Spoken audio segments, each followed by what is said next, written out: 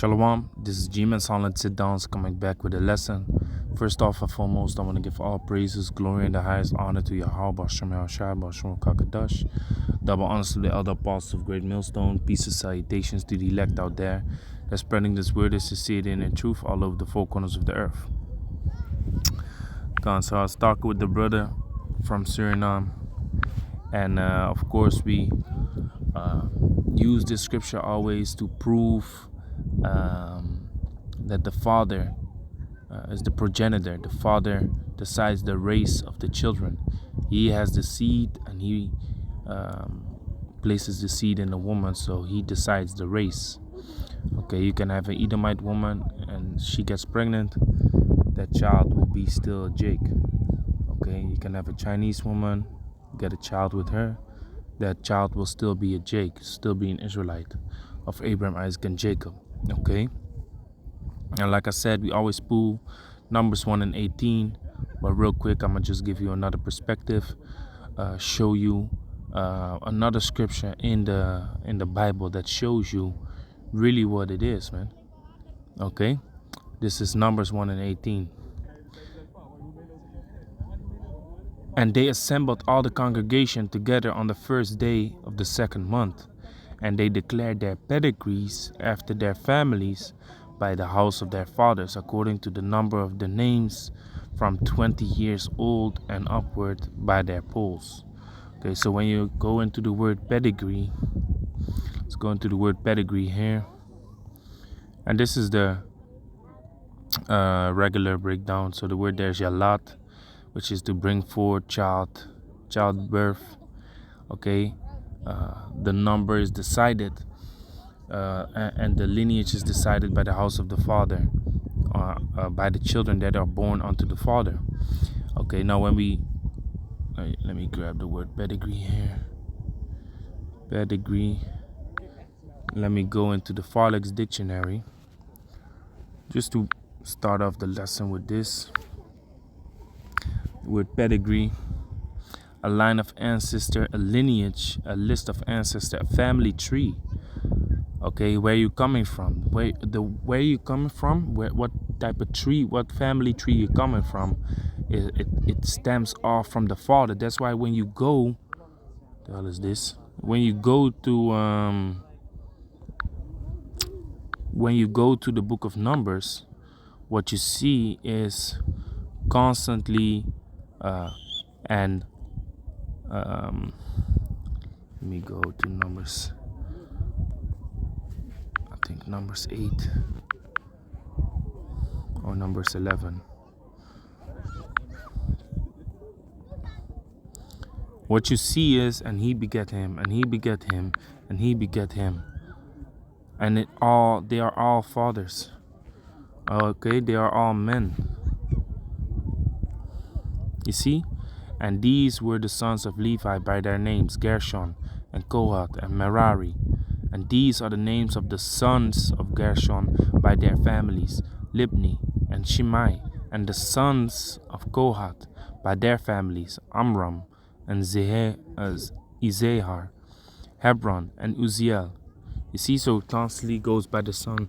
That's why it says a line of ancestry, okay, which is decided by the father. You don't see a line of ancestry decided by the mother.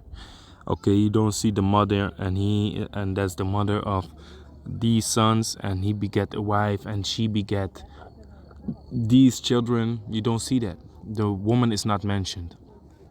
Now another way, I don't know what this garbage is in the bottom, but there's another way to go into proving that lineage will always be decided by the sons and by the fathers, man. Okay, so I might as well. No, I'm not gonna read everything.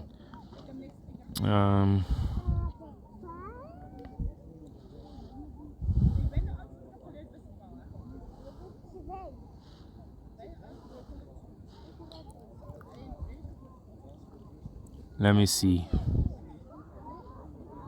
Okay. Exodus chapter 1 verse 13. And the Egyptians made the children of Israel to serve with rigor, hardcore bondage. Okay, verse 14. And they made their lives bitter with hard bondage in mortar and in brick, and in all manner of service in the field. All their service wherein they made them serve was with rigor. And the king of Egypt spake to the Hebrew midwives, of which the name of the one was Ziphrah, and the name of the other Puah. And he said, When ye do the office of the midwife to the Hebrew women, and see them upon the stools, if it be a son, then ye shall kill him. But if it be a daughter, then she shall live. Okay, now what does this show you? This proves unto you that in order to exterminate a race, you have to take out the sons, the male child.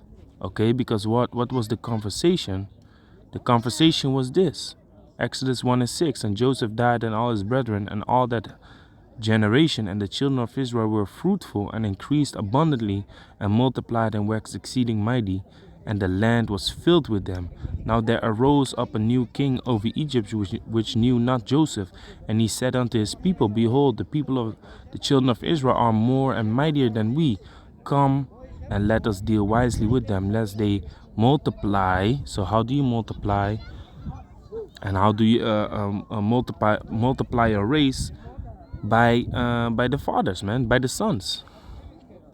Okay, so in order to take out a race, you have to take out the sons, take out the boys, because you can use the females in order to bring forth your race, man. So for example, if the Egyptians, if they would deal with the Hebrew females, it would bring forth Egyptian boys.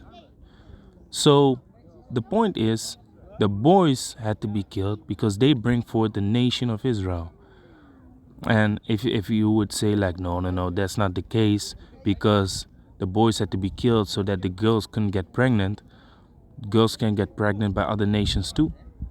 You see, and then if that would mean that the Israelite children would still be born, then you should take out the daughters also. But guess what? That was not the case. Because why? The man brings forth the race. The man creates the nation by his seed. A woman can receive sperm of a Chinese man, become pregnant, but that boy will be a Chinese, or that girl will be Chinese. So she does not bring forth race. Okay. So the conversation with the Pharaoh and his council was that Israel was multiplying too quick. So in the bottom it says, and Pharaoh charged all his people, saying, Every son that is born ye shall cast into the river, and every daughter ye shall save alive. Because why? They could just deal with the daughters of Israel, and they would still, and the children that were born would still be Egyptians. You see? So you take out the race by taking out the boys. That's what they was doing, because the boy brings forth the race. So quick hit, man. With that, I want to give all praises, glory, and the highest honor to Yahweh, Bashem Yahushua, Bashem Kakadash. Double honors to the other apostles of Great Millstone. Peace and salutations to the elect. Shalom.